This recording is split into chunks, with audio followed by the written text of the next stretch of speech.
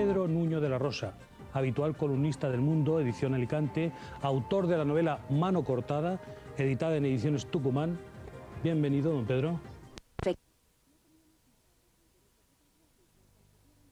Y ella, pues desde muy joven, había solamente dos hermanas, Soledad, que era la mayor y la que heredó los títulos, por eso ella era falsa marquesa de Villasante y baronesa de Alcalalí, que es un pueblo que hay en la frontera entre Alicante y Valencia. Es Alcalalí. Alcalalí, sí, es un pueblo. Alcalalí, sí. Es un pueblo que hay justo el último pueblo de Alicante y ya viene a la frontera de Valencia. Pero bueno, ella fundamentalmente lo que pasa es que el padre, al no tener un hijo varón, pues siempre la animó a estudiar. Ella hizo Derecho, ella hizo unos cursos de medicina que luego completó con enfermería. Era la primera mujer que conducía un coche en Valencia en aquellos años y en definitiva se casó relativamente joven pues con un señor que era de una familia de militares venida a España cuando se expulsa a los católicos de Irlanda. Y aquel matrimonio, aunque tiene 4 hijos, pues no es un matrimonio que funcione por la propia voluntad de esta mujer que conoce en Valencia precisamente. ¿Esta, don Pedro, es Margarita? Esta es ella, en la foto que hemos visto antes, es ella precisamente cuando exponía, esta es la hija, Margot, medía 1,80, era una mujer altísima, ¿no? Cuando muere tiene 42 años. Y la anterior era una foto de Margarita Ruiz de Liori, que hace poco se descubrió en el Museo de La Habana, en un retrato de dama española, que era ella, porque también tuvo... ¿Esa mujer guapa? Una mujer guapísima. ¿Era ella Margarita, fue, esta? Sí, esta era una mujer guapísima. Ahí es cuando estaba, digamos que de alguna vendiendo forma... pintura y... Sí, la pintura yo no sé si era suya o se la hacían algunos amigos, porque sobre eso hay bastantes dudas sobre algunos cuadros que se conocen.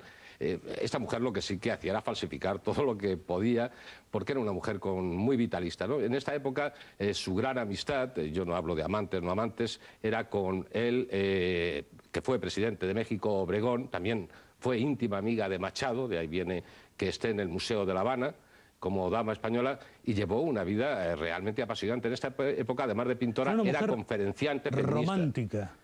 Romántica, pero yo creo que dentro de un romanticismo, su cultura viene del romanticismo, como los Rat Penat, de la Renaissance, pero yo creo que era de un romanticismo muy práctico, ¿no? A la hora de la verdad, era una mujer que Entre gastaba... sus historias sentimentales está Abdelkrim el Rifeño.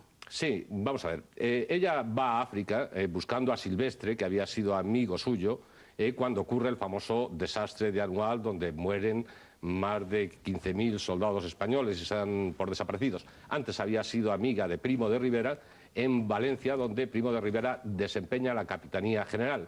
Luego en Madrid ella abandona a su familia, a sus hijos, su madre se tiene que hacer cargo de los hijos y se va a Madrid pues a buscar mejor fortuna. Y allí en Madrid, buscando, cuando se entera de lo de Silvestre, por su amistad personal con Primo de Rivera, que ya ejercía la dictadura, o la dictablanda, como la llamaron los intelectuales de la época, es cuando decide, de una manera absolutamente disparatada y primera en el mundo, irse a África y primero conoce al sultán de Marruecos, al que considera un corrupto, escapa de las insinuaciones, no, debía de agredirla físicamente el sultán de Marruecos y se tira por una ventana y desde entonces siempre cojea de una pierna cuando cambia de estación. Esto lo sabe poca gente, pero es un hecho totalmente comprobado. Una mujer, don Pedro, de vanguardia. De vanguardia. Y es cuando ya conoce a Abdelkrim. Educada, valerosa, enamorada de la aventura y el misterio. Exactamente.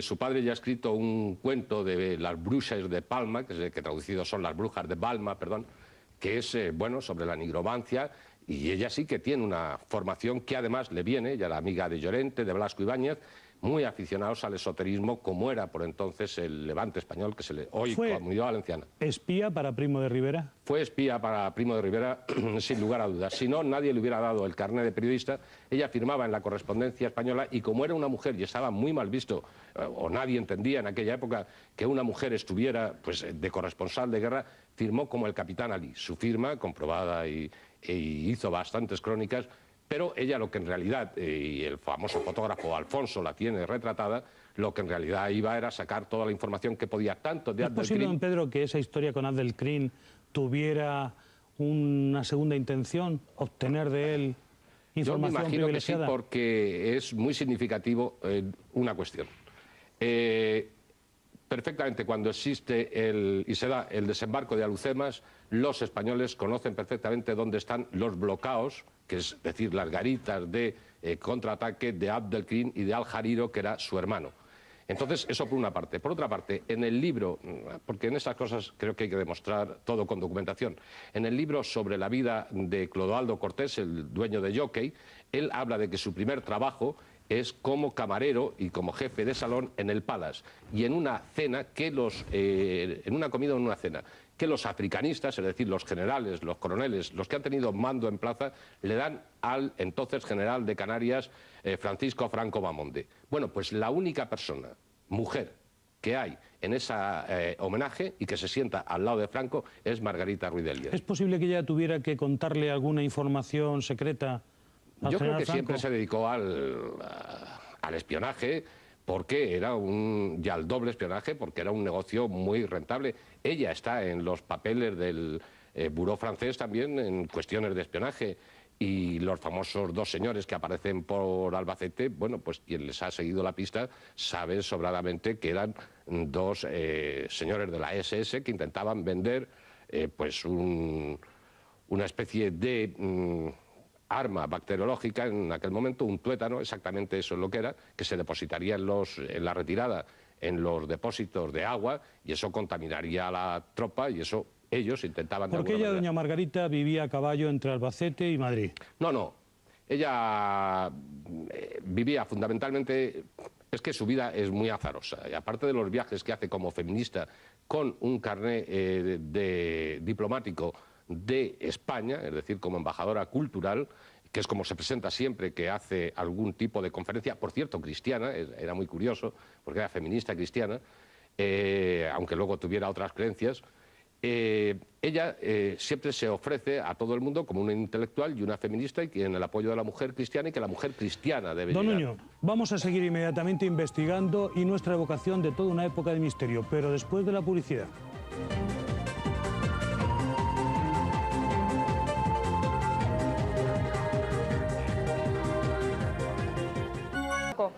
Gracias, Manuela. Investigamos un misterioso hallazgo, todavía no explicado, en casa de una mujer única, irrepetible, que pertenecía a la aristocracia, Margarita Ruiz de Liori. La noticia de la mano cortada ocupó la primera página de los periódicos.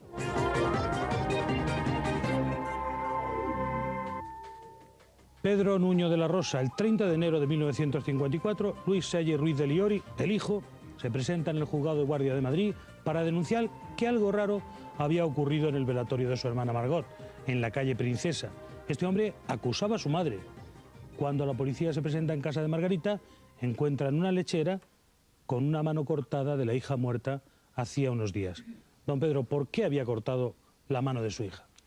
Bueno, aquí se ha hablado de muchas cosas, pero yo investigué en Rabat y luego en el Rif, y existe un rito satánico que hay que hacerlo, y es además yeizidi, es satánico o leviatán, más bien sería ese concepto de Dios y el diablo, que ese ente superior tiene la parte del bien y del mal, el yin y el yang, que se da en otras culturas, ¿no? Bueno, pues la corta para hacer ese rito, porque además de cortar la mano, le saca los ojos, que esto es muy importante, la lengua, ya tenemos dos sentidos más, y además le afeita, y esto es muy significativo sensualmente, el pubis tanto de las axilas como el vello que tiene en el pubis, ¿no? Entonces, bueno, todo corresponde. Todo esto quienes son encaja estudiosos, perfectamente. claro, quienes son estudiosos del tema del satanismo, de estos ritos, con el rito de la inmortalidad, con el círculo de sangre. Había sangre todavía en las toallas, que hipotéticamente, pues a quienes tengan en este tipo de creencias, pues puede conducirlos a esa inmortalidad. Yo creo que no estaba demasiado bien enterada, aunque sí que, porque para esto había que estar en esa orden, que sí que pertenecían a algunos santones y que todavía existe en el Rif. Y yo, siguiendo esta secta, y esto lo publicó el diario ABC, por eso a mí siempre me gusta basarme en, pues descubrí que la canción Painted Black de los Rolling Stones pertenecía a esta secta, y es la danza del dios cabra, es decir, todas estas cosas que a una mujer ya interesada por los ritos extraños, que lo ha escuchado de su padre, que ha hablado de muchas historias de brujas, pues es lógico que, bueno, pues en una época ya de su vida, la demencia senil, el tener muchas deudas pues la llevara a buscar la inmortalidad con una hija con la que, por cierto, tenía unas relaciones muy tirantes, era una bellísima persona, Margot, y bueno, se ha dicho, por ejemplo, que el novio quiso velarla, ¿no? El novio tuvo el encontronazo con la madre en el cementerio y el hijo la denuncia porque la madre no le presta la ayuda económica al hijo, que tenía varias denuncias en los juzgados. Aquí están Margot y Margot Margarita, Tizoe, su perra. Esa perra... a la edad aproximada en la que ocurrieron los hechos, Sí, ¿no? esto es en unas entrevistas que dio 10 años después al caso, que se publicaron en junio de 1900. Que estaba bastante más joven que en estas fotografías que aparecen aquí con los perros, ¿no? Sí, esta ya es la foto. Ella debió de venderle, esto es una cuestión que yo ya presupongo, no lo tengo seguro, pero sí que se hicieron una serie de 4, 5, 6 reportajes exactamente todas las semanas, 10 años después, en 1964, en junio de 1964, en el diario El Caso, donde de alguna forma cuenta su vida y reconoce algunas cosas, pero no cuenta la gran verdad del caso La Mano Cortada. ¿Usted cree que fue un acto en el fondo de amor?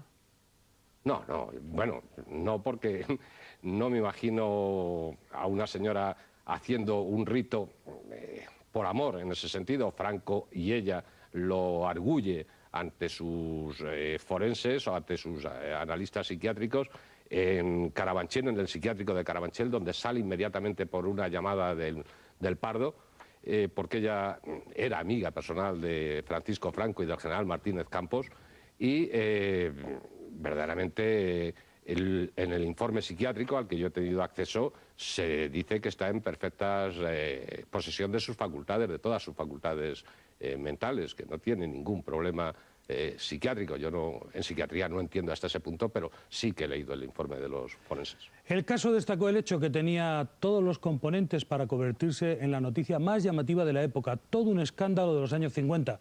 El semanario se agotó en los puntos de venta. Señor Nuño de la Rosa, ¿qué llamó más la atención del hallazgo de La Mano Cortada? ¿Que fuera la autora la madre, los animales disecados que tenía en casa, la extravagante decoración? Bueno, yo lo que creo es que en aquellos momentos estábamos en la época más dura del franquismo y apenas de la literatura satánica y de las extravagancias nigrománticas se sabía nada, porque si la masonería ya estaba perseguida a los mismos ámbitos que el comunismo, no digamos ya el satanismo y otras historias que serían impensables en la cabeza de quien mandaba por entonces España, ¿no? Y más cuando ha sido una colaboradora estrecha suya. Porque recordemos que tuvo ciertos contactos en Marruecos. Sí, con Franco tuvo muchos contactos. Con Franco, entonces estaba haciendo carrera en África. Franco era un africanista en la famosa... Esta era la lechera y esta es la mano real que apareció en el interior de ese recipiente. El asunto es que una periodista, Margarita Landi, que por entonces empezaba en el periódico El Caso, por una amistad personal con el comisario que lo llevó, tuvo acceso a la casa cuando nadie le hubiera permitido eso. Yo creo que lo que hizo Luis es pedirle dinero a la madre y como no podía con ella porque tenía deudas, pues... fue el hijo, por eso la denunció. Sí, ahora profundizamos. Margarita Ruiz de Liori estaba casada en segundas nupcias con un abogado de prestigio, José María Bassols. Yo no he visto el documento y lo he estudiado. Estaba junto con un abogado. Estaban juntos, sí. Ellos decían que estaban casados. Ahora tiene la oportunidad de decirnos lo que piensa. Los dos fueron detenidos y luego procesados por un delito de profanación de cadáveres y otro contra la salud pública, aunque quedaron en libertad bajo fianza enseguida. Don Pedro, ahora viene la oportunidad. ¿Qué papel jugaba Bassols en la historia de La Mano Cortada? Bassols es el abogado que juzga a Margarita por fascista en Barcelona. La libera y a partir de ese momento... ¿En qué año sería eso? Estamos hablando del 36, claro, 36, 37. Y a partir de ese momento la libera, se va a vivir con ella y ya no se separan hasta un año después de que sucede lo de La Mano Cortada.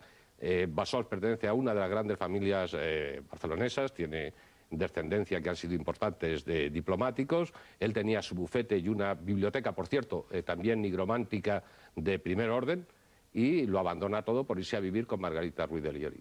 Luis Selle, el hijo, llegó a afirmar ante la policía que su madre estaba trastornada. ¿Usted le da credibilidad? Luis Segui tenía unas relaciones horribles con la madre. Bueno, en general ningún hijo se llevaba bien porque era una mujer absolutamente independiente, iba vestida de blanco, descalza. Bueno, pues era de una extravagancia parecida a las feministas francesas. ¿Cuántos hijos tenía, don Pedro? ¿Cuántos hijos tenía? Cuatro hijos, con Margarita. Margot, Luis Segui y otros dos. Otros dos, sí. ¿Eran chicos o chicos? Chicos. La única hija que tenía era Margarita. Y Margarita vivía de un sueldo prácticamente indigente, no en casa de la madre, sino en casa de una amiga en Albacete, trabajando para el Instituto Nacional de Previsión. Vamos a avanzar y le voy a dar algunos datos, porque el semanario del caso llevaba en la calle entonces solo 2 años. Su director, el periodista Eugenio Suárez, tuvo que escribir a mano el titular de la noticia. La censura no le dejaría publicar la foto en portada, la foto de la mano cortada. Él nos lo cuenta. La hija que murió, y muerta la madre, pues no sé, un poco tocada, como creo que he dicho, pues le amputó una mano, pero ya un cadáver, no le hacía ningún daño. Y como había sido enfermera, tenía nociones de cirugía, pues hizo aquello de manera que no fuera como alguien que le pega un hachazo a un miembro y tal. Y aquello, pues sí, realmente no era para llamar la atención que una señora tuviera, entre otras cosas, una mano de una mujer metida en una lechera de plástico. Y este caso de doña Margarita Ruiz de Liori, pues tenía todos los ingredientes para apasionar a todo tipo de personas. Era una aristócrata, era una mujer muy moderna, era una mujer rica, daba la impresión de que se había librado a prácticas satánicas, ¿no? Esto último era mentira, y en fin, y era además una mujer muy atractiva, todavía se la ve. Cuando yo la conocí era una mujer muy gruesa, se había abandonado, pero era abogado, esta mujer era abogado. Ella dice en una carta: yo también he sido periodista. Desde aquí le mandamos un caluroso saludo al gran maestro de periodistas Eugenio Suárez, mientras se recupera de una operación reciente. Señor Nuño de la Rosa, decía el director propietario del caso que esta mujer fue muy rica. ¿En el momento en el que suceden los hechos había gastado todo ese dinero? Yo creo que sí, que ya tenía bastante poco dinero porque hasta entonces a los hijos los había ayudado, mantenía casas abiertas en París, había tenido casa en Estados Unidos, ya no viajaba y yo creo que estaba vendiendo ya sus propiedades, y ella tenía una finca en donde hoy entendemos en Albacete que se llama La Zorrilla, que se vendió, y luego 10 años después está en la más absoluta indigencia, hasta el punto de que muere viendo cómo la gente se lleva los libros a peseta de su casa, las vajillas y todo, recluida en una habitación con ciertos libros, por cierto, marxistas, nigrománticos, que se niega a vender, pero es que es una imagen absolutamente desoladora y patética la de esta mujer en la cama y diciendo una persona cuánto vale este jarrón o cuánto vale esta silla, ¿no?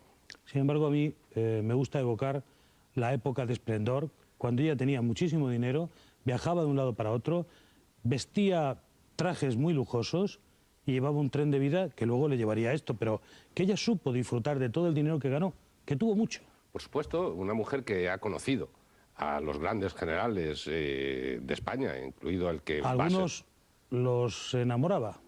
Yo creo que sí, claro. Si no, no hubiera obtenido esos permisos, ¿no? Y que conoce a presidentes de repúblicas como es Machado de Cuba y como es Obregón de México, es una persona con un nivel absolutamente importante a la hora de los negocios y a la hora de la información. Tenía una casa magnífica en Madrid, en la calle Princesa. En Nueva York, en París, en Valencia, en la casa de Albacete. Cuando ella va a Albacete es al final de su vida y porque no tiene donde caerse muerta. ¿Es una casa o es una finca completa? Era un cortijo. Era un casón que lo único interesante arquitectónicamente que tenía era el escudo y la portada, pero lo demás era una casa bastante vulgar, ¿no? Ella donde tenía la casa importante era en Barcelona, que la consigue Bassols, en la calle Diagonal, y en Madrid, por supuesto, y también tuvo siempre piso abierto en París. Vamos a seguir la vida de Margarita Ruiz de Liori. Fue muy intensa, les contaremos todos los detalles después de unos consejos publicitarios.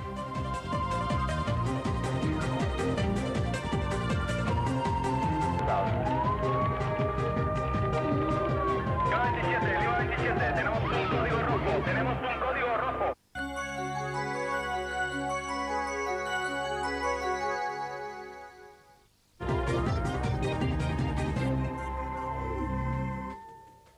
Antes de seguir en el análisis de los rasgos fundamentales de la marquesa de Vilasante, una figura estelar en la sociedad madrileña en los años 20, volvemos a conectar para conocer noticias. Adelante, Manuela. Muy interesante, Manuela, muchas gracias. Margarita Ruiz de Liori, moderna, primera abogada de España, artista, corresponsal en la Guerra de Marruecos, en definitiva, una mujer de extraordinaria personalidad.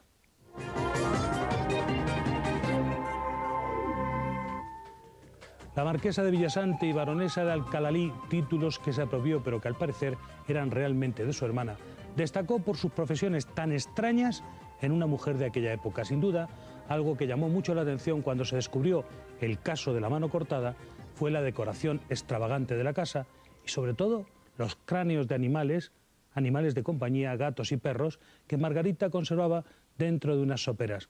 Vamos a conocer la personalidad de esta mujer. Está con nosotros el prestigioso médico psiquiatra don Tomás Ortiz Valero, a quien ustedes conocen bien por su agudeza y erudición. Doctor Ortiz, bienvenido. Bien hallado. ¿El comportamiento de Margarita Ruiz de Liori hace temer que tuviera algún trastorno mental? Bueno, al menos es un comportamiento peculiar, pero mire usted, en el magnífico libro del señor Nuño de la Rosa están los informes psiquiátricos resumidos que se hicieron en el psiquiátrico penitenciario, donde sabe usted que yo trabajé hasta que se cerró, después ya no. Y dice textualmente, primero, que doña Alfonsina Garci de Quijada, bueno, no padecía ninguna enfermedad de tipo mental. Segundo, que psicológicamente presentaba una tendencia muy marcada a la reliquia por estar en íntima relación con la muerte y que solo en un sentido muy amplio podía considerarse como necrofílica, que conocía el valor de sus actos, que no podía inhibirlos y que no se había obtenido ninguna prueba psicológica, entre paréntesis varios test, de los que pudiera deducirse una participación de la inculpada en el delito que se la imputaba, aunque este concordaba perfectamente con la psicología de la informada. Doctor, que era proclive a obtener reliquias. Claro. ¿Qué quiere decir? Eso es muy frecuente en la tradición española. Mire usted, el general Franco, esto es muy conocido, a mí me lo contaron en Alba de Tormes, visitando la tumba de Santa Teresa, pues durante su mandato, un brazo de Santa Teresa le pidió a la orden carmelita que se lo dejara, porque él pensaba, o hay que pensar que pensaba, que eso le ayudaría a regir de España. Felipe II llegó a tener en el Escorial más de 5.000 reliquias. Estas reliquias se toman de las telas, de los hábitos, objetos que ha utilizado la persona a la cual se le tiene ese culto, y también, por supuesto, del cuerpo. Por ejemplo, con el problema del cuerpo de Santa Teresa, pues hubo unas polémicas tan fuertes que casi llegan a la utilización de la fuerza. Entonces, si esta mujer tenía estas tendencias, y hay que pensar que aunque no tuviese una enfermedad mental, estaba en el declinar de su vida, porque fíjense ustedes que por lo que nos han dicho aquí, esta mujer lleva una ruta, lleva una trayectoria vital que hace pensar que al final de su vida esta persona tiene un cierto deterioro. Que en esas circunstancias tomara esas partes del cuerpo de su hija, pues es algo evidentemente anormal, pero tampoco es algo para darle el bombo y platillo. Oiga, que se le dio. No conocemos una cosa parecida en toda la historia. Claro, es que no la ha habido, pero mire usted, yo cuando sucede esto, yo vivía en Madrid, yo tenía 15 años, y bueno, en Madrid no se hablaba de otra cosa. El periódico El Caso se agotó 3 veces. Se llegaron a revender periódicos a un precio muy superior al suyo. Y realmente en Madrid durante unos días esto fue un tema, yo diría, casi exclusivo. Se hablaba de ello en todos los sitios. Doctor, dígame, ¿una persona en sus cabales cortaría la mano de su hija como hizo Margarita? No, evidentemente no habla a favor de su normalidad, pero sí está un poco en relación con su biografía. Es decir, no es normal en términos generales, pero es que la biografía de esta mujer tampoco tiene mucho de normal, es una biografía impresionante, impresionante en lo positivo y probablemente también, desafortunadamente, pues impresionante en lo negativo. Nuño de la Rosa, ¿por qué no dejó velar el cuerpo de la niña, de la hija, que no era ya tan niña, tenía 42 años, ni siquiera a los familiares más cercanos? Muy sencillo, porque lo que pensaba hacer era, obviamente, un rito en el cual la única persona que podía estar cercanamente presente era su compañero ¿Y cómplice? Bassols, y cómplice Bassols. Es obvio que unos hermanos no van a dejar que al cadáver de su hermana pues se haga un círculo con la sangre, se coloquen los ojos, los 5 sentidos, el vello del pubis, y bueno, y se establezca ahí una invocación poco menos que a la eternidad. Mientras que Bassols, que era un hombre absolutamente dedicado a ella, yo lo he conocido a Bassols, era un hombre ya muy mayor y muy sordo en el año 75, y bueno, pues era un hombre que le profesaba absoluta veneración, que se lo deja todo, su bufete de abogado, su muchísimo dinero en Barcelona, para seguir los pasos de Margarita Ruiz del Mayor. ¿Usted cree que estaba muy enamorado de ella? Absolutamente, además, Era una estamos mujer hablando del año seductora. 36 y ella nace en 1887. Decía seductora hasta el final. Hasta el final, es una mujer con 40 años cuando la conoce Bassols. Capaz de enamorar a los hombres que pierden la cabeza por ella. Enamorar. Y en Albacete tenía una corte que era un poco, digamos, en el año 54 y luego en el 64, imagine usted, pues un grupo donde había algún homosexual, algún intelectual, pero gente muy curiosa porque admiraban las vivencias de esta mujer que para un sitio tan provinciano como Albacete, pues llegaba a contarles, ¿no? Una mujer que había conocido Europa y América.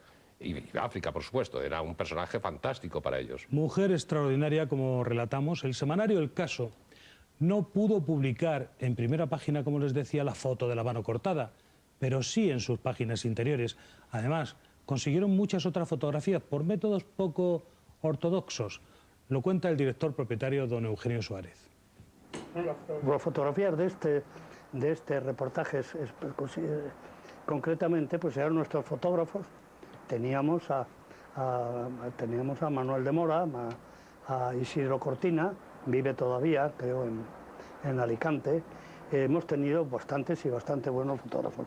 Y si no, el resto de las fotografías para este tipo de periodismo de sucesos, pues se obtenían a través de la policía o sencillamente se mangaban como se podía en las casas de donde ocurrían estas cosas.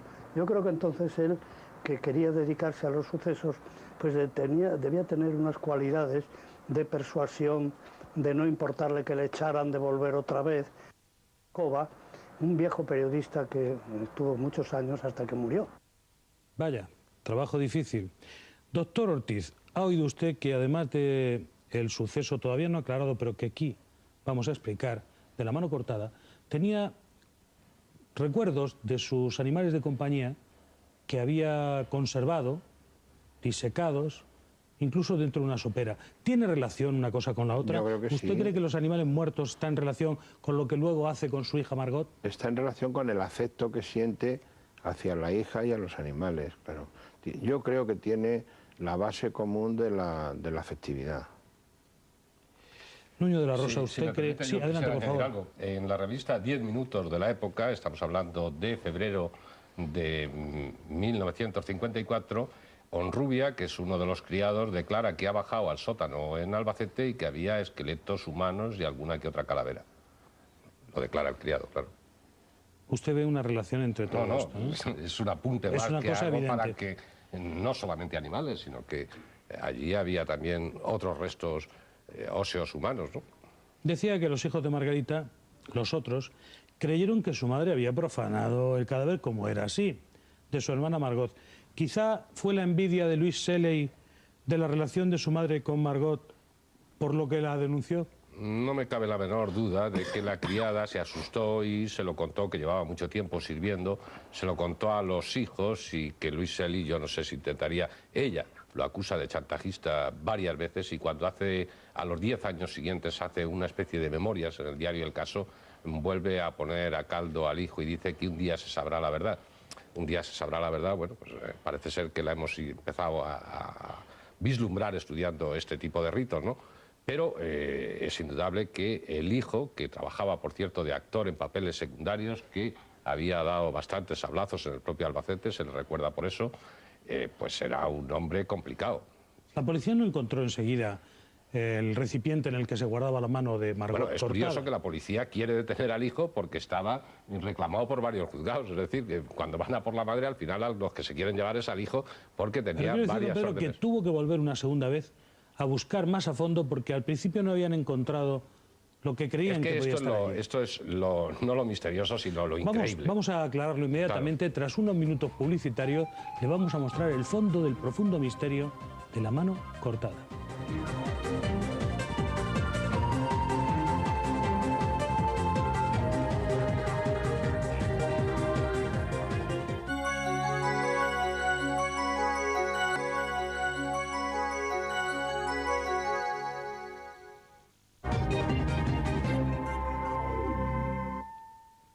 En nuestra investigación vamos a desvelar la verdad última del célebre caso de la mano cortada, pero antes les ofrecemos la actualidad del día desde la redacción. Nos espera Manuela Ruiz, adelante.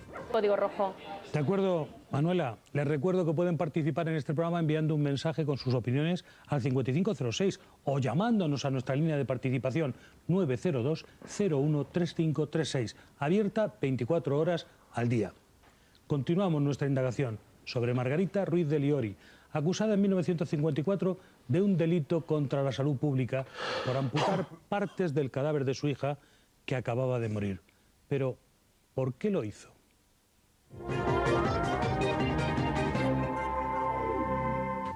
Se la relaciona con la masonería, los ritos satánicos, el oscurantismo e incluso con los humitas, presuntos extraterrestres que habrían en aquella época entrado en contacto con la Tierra en España. Unas teorías que en su mayoría han ido siendo desmontadas, pero, don Pedro Nuño de la Rosa, en su opinión, ¿hay algo de cierto en todo esto? Bueno, el pertenecer a la masonería, mucho intelectual, mucho político y mucho profesional de la época pertenecía a la masonería. El propio Franco intentó entrar y su hermano sí que fue admitido en la masonería. Nicolás. Nicolás. Es el padre de Margarita, desde luego era masón, igual que tenía unas relaciones importantísimas. ¿Y el compañero de Margarita, Ruiz de Liori? El compañero de Margarita y el padre de Margarita. Masones. Ambos eran masones, pero vamos, que en aquella época entre la intelectualidad valenciana estaba muy bien visto lo de la masonería. Las conexiones de Blasco Ibáñez o de Llorente, que son los periodistas más importantes, influyentes, incluso que intervenían en la política de la época, pues son muy claras. Hablamos de una derecha más o menos democrática, pero la conexión con la masonería del Lorat Penat, que es el grupo donde ella se nutre intelectualmente desde muy joven, pues estaba claramente implicada la masonería en él. El problema del satanismo yo lo deduje cuando investigué los ritos satánicos en el Riz, no satánicos, sino los ritos al bien y al mal en el Riz, o ese Dios único capaz de hacer el bien y del mal. Y lo de los sumitas se ha desmontado claramente y yo creo que esto aparece, con toda sinceridad, porque hay un farmacéutico, Vivi, no quiero citar su nombre, que en un momento determinado se pone en contacto con Luis Maluenda, que ha muerto de Alicante, y son los que mueven ese carteo con unos extraterrestres que eran tan humanos que hacían verdaderamente reír de los conocimientos científicos. Es lógico que unas personas que han estudiado medicina, farmacia y tal, pues puedan transmitirnos a los legos en la materia pues unos mensajes sumitos aparentemente lúcidos en lo que tiene que ver con la ciencia médica, ¿no? Doctor Ortiz Valero, con todo lo que ya sabemos sobre Margarita Ruiz de Liori, ¿por qué cree usted que esta mujer suscita todavía hoy tanto interés? Claro, porque es una persona con una biografía extraordinariamente atractiva y que observa una conducta pues también extraordinariamente rara. Y entonces estas cosas pues atraen desde el punto de vista intelectual y atraen también desde el punto de vista histórico, personal, cómo era la sociedad de entonces, cómo es la sociedad actual, cómo vio entonces la sociedad madrileña, fundamentalmente madrileña, este hecho, cómo lo vería en el momento actual. Pues claro, el sociólogo, el psicólogo, el psiquiatra, el periodista, en estas cosas siempre hay algo que decir, siempre hay algo que opinar y siempre, naturalmente, pues queda un una cierta zona que queda no en la objetivación, sino en la conjetura. Y yo creo que si este programa se repite dentro de 10 años o dentro de 20, pues volverá a tener el mismo interés que tiene en este momento, porque plantea algo que fundamentalmente está sin resolver. Y una de las claves, doctor, de lo que usted dice, era el propio interés del público de la época, que seguía con avidez todo lo que se decía de esta mujer sorprendente. Vamos a escuchar de nuevo al entonces director del caso, Eugenio Suárez. Pero en este caso nos dejaron todas las fotografías en el interior, pero no se sabe por qué, oscurísimas razones, el jefe de censura no le pareció bien que aquello saliera en la portada. Y salió, pues precisamente, es casi un cartel. Lo dibujé yo, que no sé dibujar, lo pinté yo. O sea, teníamos 2 años y poco, y fue un éxito, un fenómeno donde se dieron una serie de cosas. Yo creo que, como las grandes cosas, porque esto fue una cosa grande, como fenómeno periodístico, salen por casualidad. Han visto ustedes una gran lección de periodismo, el maestro Suárez, Eugenio Suárez, que escribió a mano esa portada que han visto del caso, que se vendería como auténticos churros, hasta en el portal de la casa donde vivía Margarita Ruiz de Liori. Allí estaban apontonados los números del caso. Pedro Nuño de la Rosa, recapitulemos. Cuando la policía se hace cargo del asunto, en un primer momento no encuentra nada. Tiene que buscar y rebuscar y finalmente halla esa lechera con la mano cortada de Margot y también los ojos en un estuche y la lengua que había guardado, al parecer, en el cuarto de baño. Y los pelos del pubis, el vello del pubis y de las axilas en una cómoda. Que es que de esto se habla menos. Es muy significativo que la policía, algo tan importante como una mano, como unos ojos, pues no lo descubra en una en el primer inspección. registro. Es muy significativo que no le dejen a este señor, al director del caso, publicar en primera página. Y son muy significativas muchas cosas si no tuviera el amparo que ella tenía de altas instancias del Estado español, y se supone que inmediatamente que pudo se puso en contacto, supongo que con el ayudante de campo, con algún general importante que a su vez transmitió a Franco el mal trago por el que estaba pasando.